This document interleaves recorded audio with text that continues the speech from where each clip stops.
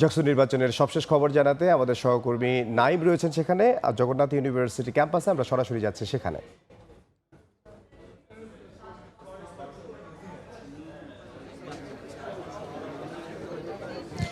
প্রতিষ্ঠার পর প্রথম কেন্দ্রীয় ছাত্র সংসদ নির্বাচন জগন্নাথ বিশ্ববিদ্যালয়ে, এজন্যই যেন দীর্ঘ প্রতীক্ষার পরের যেই অপেক্ষাটা ছিল ছাত্রদের, সেই ছাত্রদের বা শিক্ষার্থীদের অপেক্ষার প্রহর যেন আরও বেশি লম্বা হচ্ছে। কারণ গতকাল যেই ভোট গ্রহণ সম্পন্ন হয়েছে বিকেল ৩টায়, এর মধ্যে একদিন অতিবাহিত হলেও কিন্তু এখনও পর্যন্ত সেই ভোট গ্রহণের ফলাফল ঘোষণা করা হয়নি।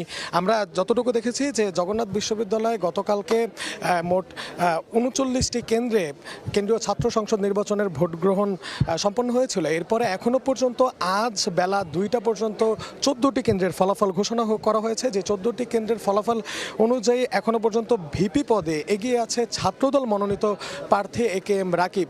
তিনি মূলত তার যেই প্রতিদ্বন্দ্বী প্রার্থী শিবির মনোনীত রিয়াজুল ইসলাম, তার থেকে প্রায় ২৫০রও বেশি ভোটের ব্যবধানে এগিয়ে আছেন। তবে ভিপি পদে ছাত্রদল মনোনীত প্রার্থী এগিয়ে থাকলেও কিন্তু জিএস ও এজিএস পদে আমরা দেখেছি যে শিবির মনোনীত যে প্যানেল, সেই শিবির মনোনীত প্যানেলের প্রার্থীরাই কিন্তু এগিয়ে রয়েছেন।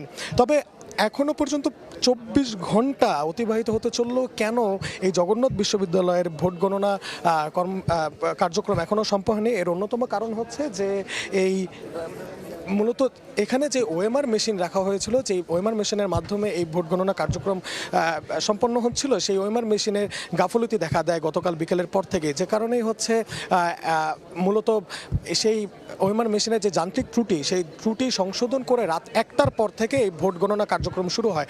রাত ১টার পরে যে ভোট গণনা কার্যক্রম শুরু হয়েছে, এরপরে প্রায় ১২ ঘন্টায় এখনও পর্যন্ত মোট ১৪টি কেন্দ্রের যেই ফলাফল, সেই ফলাফল ঘোষণা করা হয়েছে। এখনও পর্যন্ত প্রায় ২৫টি কেন্দ্রের ফলাফল ঘোষণা বাকি রয়েছে। তবে যেই ১৪টি কেন্দ্রের ফলাফল ঘোষণা করা হয়েছে, এই ১৪টি কেন্দ্রে কিন্তু যে মূল যেই ৩টি পদ বা শীর্ষ যেই ৩ পদ ভিপি, জিএস ও এজিএস, সেখানে আমরা দেখেছি যে ছাত্রদল ও শিবির প্রার্থীদের মধ্যে হাড্ডাহাড্ডি লড়াই চলেছে। ভিপি প্রার্থী হিসেবে যিনি আছেন ছাত্রদল মনোনীত, তিনি এগিয়ে আছেন।